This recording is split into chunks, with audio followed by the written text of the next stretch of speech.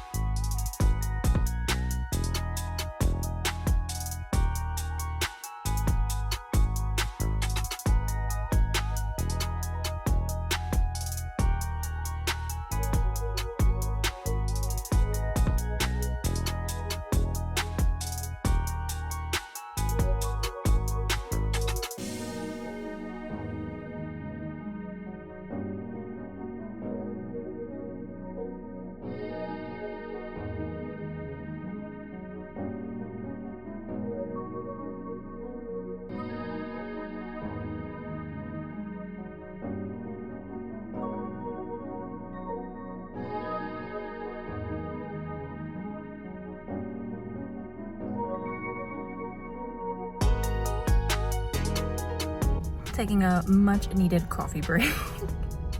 Book People is really cool. It was a little more overwhelming than a Half Price Books. I think it was louder. It was more crowded than Half Price Books was.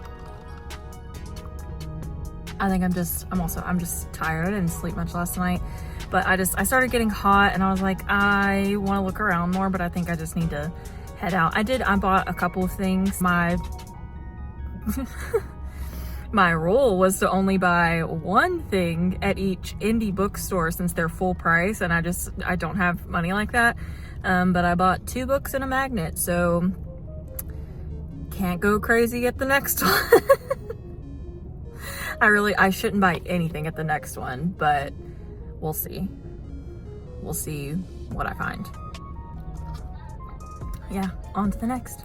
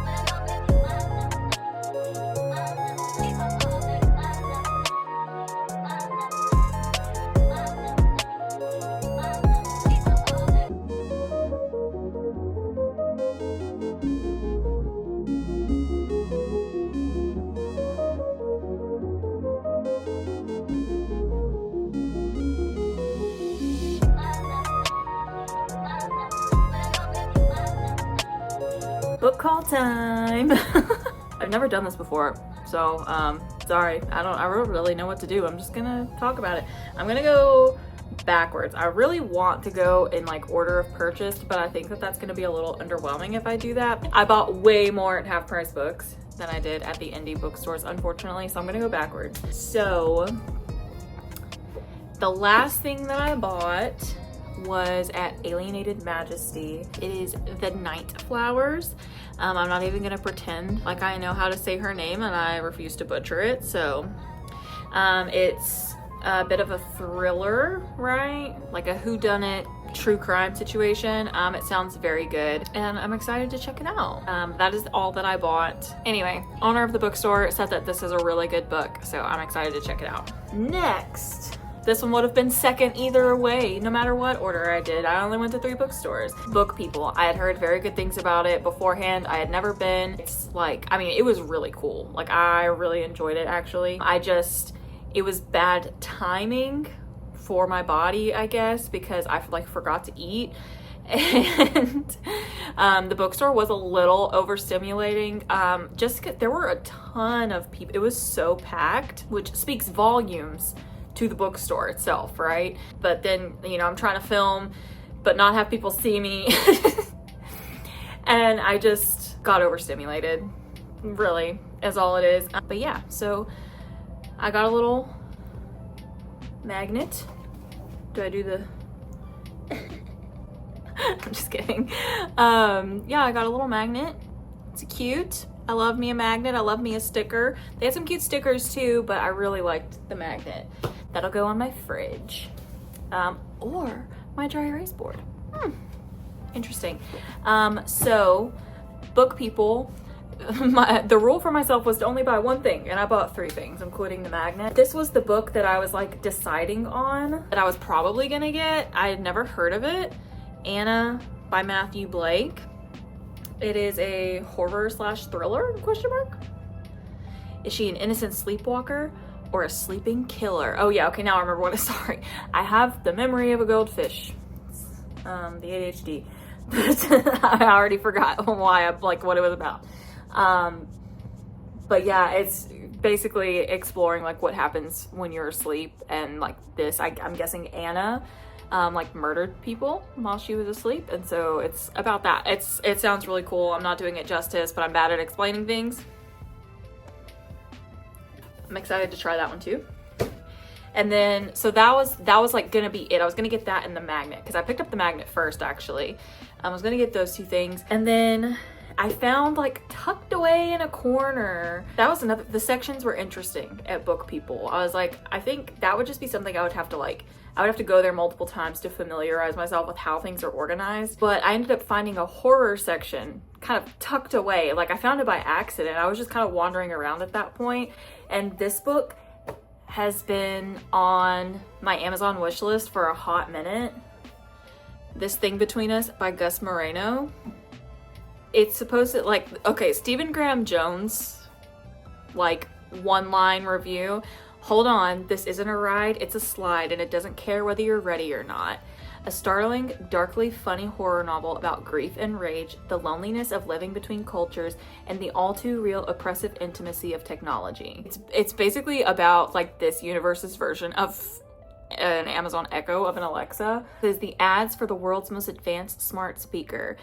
Didn't mention scratching in the walls, eerie music in the dead of night, or peculiar packages. Who ordered industrial strength lie? I don't know. Like I said, I'm bad at explaining things, but this has been on my wish list for a while. I feel like I should redo this because I've like said things about the other books. So yeah, this one is like in the 80s, in the National Forest in New Mexico, the bodies of a young woman and 2 children were found. Who were they? How did they get there? And then 30 years later, 2 women are drawn to the cold case, and it's about them like solving that and all the things. So yeah, sounds like it's right up my alley. Now, half-price books. I'm excited about this, okay? I have never in my life come out of a half-price books with such a good haul. Never in my life. I got 6. I think the most expensive one I bought was the Grady Hendrix book. I do like Grady Hendrix a lot. He's a horror author, yeah. But I've been wanting to buy, I guess I'm starting with this one. That was, sure. How to Sell a Haunted House by Grady Hendrix. I've heard mixed things, but I feel like everybody has mixed feelings about Grady Hendrix. I kind of have mixed feelings about him sometimes, but like overall, I really like his books.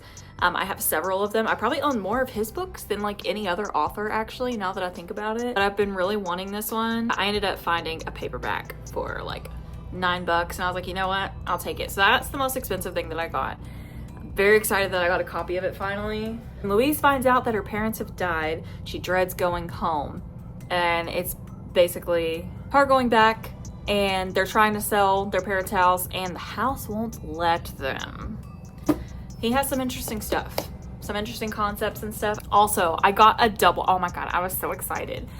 So my biggest goal for all of these bookstores was to find some Nina LaCour books. She is like very quickly, very rapidly climbing to the top of the list. Like I think I at this point do consider her like one of my favorite authors, if not my favorite author.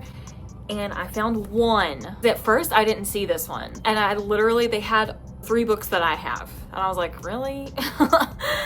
And then and also there was a worker on this aisle the entire time I was there. I kept trying to go down it, but the aisle was so small and they were like restocking, which like, yeah, you know, you get your job done. Woo.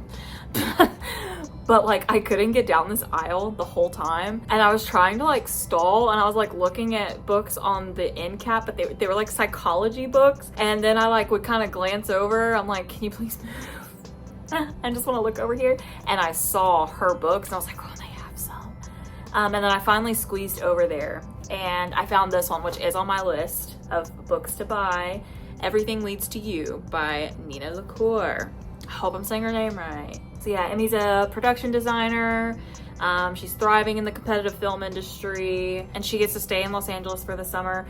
Her and her friend discover a mysterious letter at the estate sale of a Hollywood film legend, and then she's just like following the breadcrumbs basically. This one wasn't like, no, it actually was. It's just a different cover, so it throws me off. So this was actually one of my top, because it was this one and The Disenchantments were like the top ones that I wanted to read next. So got this one for $5. very, very excited about that. What I found first though, before I found that one, was actually on an end cap. They had a David Levithan book, and that, like, one of my favorite book that I've read in the last several years, one of my all-time favorite books is You Know Me Well by both of them, Nina LaCour and David Levithan. And so, I've read some of Nina's solo work, but I haven't read any of his, and I'm very excited. I tried looking for more, and this was the only one I could find. So, David Levithan book for $5. Very excited. It's called Two Boys Kissing. The two boys kissing are Craig and Harry. They are hoping to set the world record for the longest kiss. I didn't read this. I just was like, yes! I didn't know that that's what they were doing. They're not a couple, but they used to be. Oh, it's a twist. But I think it like follows several different people / couples, which is kind of how You Know Me Well. But yeah, that's funny. They're hoping to set the world record for the longest kiss. I did not catch it. I'm telling you, I just saw his name and I was like, oh, heck yeah. I want to check out his solo work. $5. This one, so this is the author of One of Us is Lying, which I do own, but I still haven't read. Story of my life. But this one seemed interesting. It caught my eye. I think it was actually like facing outward. It wasn't just like showing me the spine. And so, You'll Be the Death of Me by Karen M. McManus. Skipping school is fun until someone gets murdered. I'm like, part of me kind of really wants to get away from like the high school setting books, but I really do like a lot of the authors that write them, and like, so I don't know. So I was kind of on the fence about it because it is set in high school, but I have only heard super positive things about One of Us is Lying, again, which I still haven't read. So I just put my faith in those people who liked One of Us is Lying and was like, yeah, this sounds interesting. Yeah, so is it someone skips school, they spot their classmate acting suspiciously downtown, they follow him into an empty building and walk straight into a murder scene. So that's that.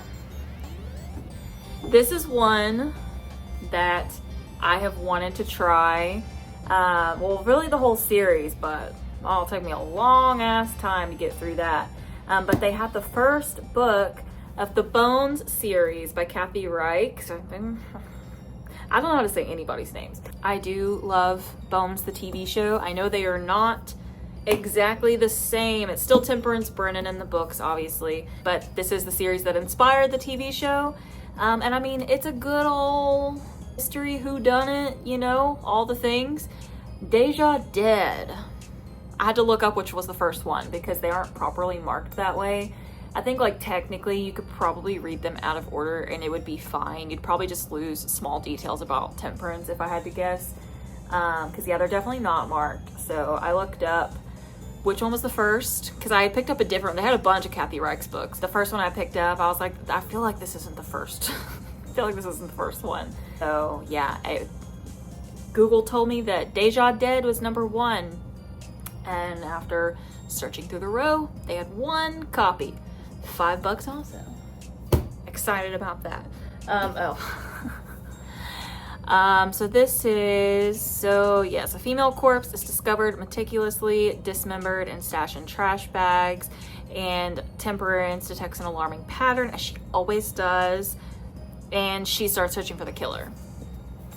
I honestly, this would be like it wouldn't be that bad. It's long, like it's a lot of pages, but they're like small pages. Like I'm almost tempted to just kind of start this today. I don't have time to read today, but you know, whatever. Also, apparently not gonna have time to write today.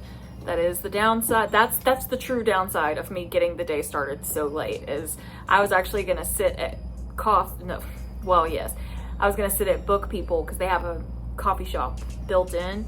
I was gonna sit there and try and get some writing done, but I was on a time crunch. Maybe if I am not passing out by the time I get back from the concert, I will try to at least get 300 words. Sure. Anyway, last book from the Half Price Books haul. This was more of a nostalgia thing for me. It's a book that I've wanted to repurchase. Like I have a list in my phone of books that I used to have that I very stupidly got rid of at some point in my life. I have a list for movies too. Like I used to go through phases pretty often of being like, oh, I'm too grown for that. I'm not interested in that anymore. And then I like get rid of all the things. And then I regret it later. Like I think a lot of time it comes from me trying to like clear up space or like make a little extra money if I take it to like a resale shop like Half Price Books. But yeah, so I have a list of books and movies that I want to repurchase, and knocked one off the list. The Hobbit by J.R.R. Tolkien. I read The Hobbit and the Lord of the Rings series when I was like 10. I would like to one day give it another shot, because I don't know, I had no business reading that when I was that young. Like I don't think I took anything in, but I was like obsessed with The Hobbit specifically. I actually read The Hobbit several times, like over the course of several, like my school years. I had The Hobbit PlayStation 2 game. I had The Hobbit like animated movie that they made ages ago. I had that on like DVD. Like I loved The Hobbit, and they had a little copy. So I was actually tempted to get the whole Lord of the Rings series. They had a set of all three like in a box thing too. Sleeve, that's the word I'm looking for $17. I was very tempted, but I was like, no, I'll wait, because like The Hobbit is on my list, the Lord of the Rings trilogy is not. So yeah, this is a nostalgia pick, but it's been on my list. I had the very first thing I picked up in Half Price Books was actually the Hunger Games movies. Well, 3 of them. They didn't have Mockingjay Part 2. They were like $6 a piece, I think, because that's one of the things, the movies and the books for the Hunger Games, I got rid of them all. Why? I love the Hunger Games. So movies, I was like, I can try and get those at like resale places like that. The books, I did look at the books. They had them all. But I really want to get the new like fancy pretty edition of them that they have, and they actually had 3 of them at Half Price Books, like separate, but added up, the price added up like almost the price of getting brand new ones. And the like brand new set comes with 4 books, because it comes with the, what is it, the Ballad of Songbirds and Snakes, I don't remember. But yeah, so I ended up putting the movies back once I was like picking up book after book, because I was like, yeah, I'll get the movies and I'll probably find like 1 book or something, maybe 2 if I go crazy. I got 6. I'm so excited. When will I read them? Who knows? But also I have shelves that I want to fill up, so this is going to help a lot actually. But it does mean that I'm either going to have to get over my brain and just throw them on one of my empty shelves, or I'm going to have to reorganize all of them, because I have my books organized by author, alphabetized by author. And there's already a couple of books that I've bought since I did that like aren't in. So this is 9 books. I bought 9 books today. That's crazy. 9 books that I'd have to like fit in. So yeah, I don't know. I think that was a pretty successful day. I've always loved Austin so much. It's one of my favorite places to be in the world. The people are just different here in the best way. And but I realized that I had never been to any bookstores here.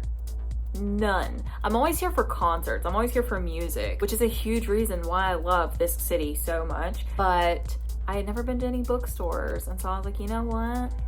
I think I need to make that a goal. So yeah, that's what I did. That's what this is.